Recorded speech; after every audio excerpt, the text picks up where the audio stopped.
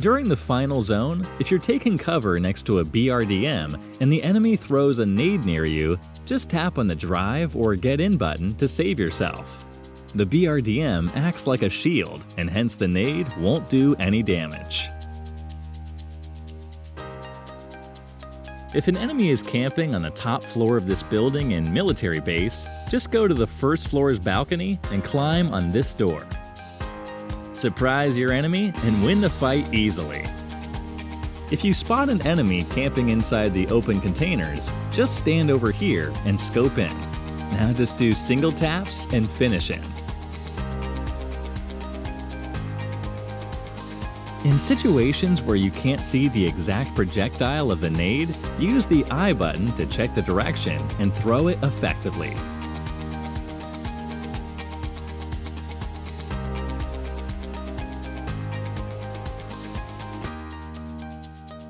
Whenever you park a vehicle near a building, park it close to a window. In situations where you're left alone and a whole squad rushes towards you, just go near the window and tap on the drive button to escape from that place.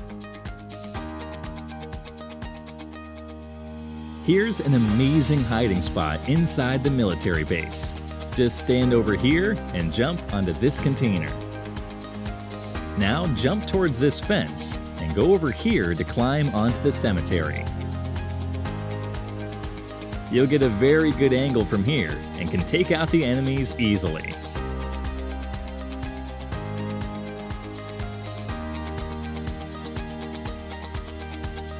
If you want to do a small prank over your teammates, try throwing a stun while they're about to loot something. They won't be able to pick anything for a few seconds. Let me show the same thing with my perspective. As you can see, I'm not at all able to pick anything, even though I'm continuously tapping on the loot. If you're in the squad house and an enemy rushes towards you, hide behind this wooden box. You won't be visible at all. When the enemy rushes towards the room, come out and finish them. This is how it looks from an enemy's perspective.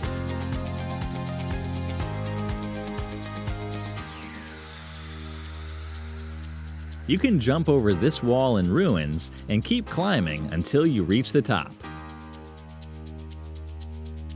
Once you're here, find a good position and prone yourself to get some easy knocks.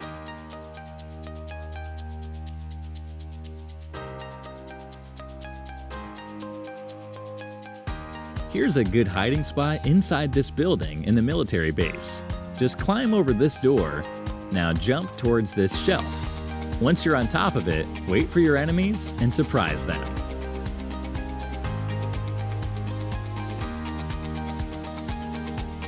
Which is better, an energy drink or a painkiller? A painkiller consumes 10 bits of space in your bag and fills your booster bar by 50%. Whereas 2 energy drinks consume just 8 bits of space and fills your booster bar by 75%. Hence, it's always good to carry as many energy drinks as possible instead of the painkiller. Always prefer to use the right peak.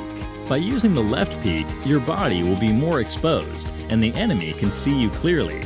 Here's a comparison between both the peaks from an enemy's perspective. There is a misconception where people think that damage really matters based on the distance of the enemy. Let's clear this doubt. So we have 2 situations. In the first situation, the enemy is standing very close to us. And in the second situation, he's about 50 meters away from us. Now we'll ask him to fire. As you can see, the damage is the same in both the cases. Hence, we can prove that distance doesn't really matter. Always keep your more preferable weapon on the second slot.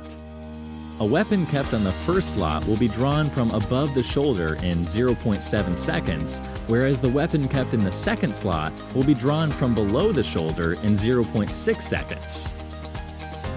It would be good practice to give names to a bunch of buildings while playing with your squad. For Pochinki, you could name it as 5 Houses, Center, Double Green, Triangle, 6-Pack, Road Across, Church, and Squad House. Here's a fun trick. You can knock an enemy seated inside the BRDM using a pan. Just jump once and swing the pan. Boom!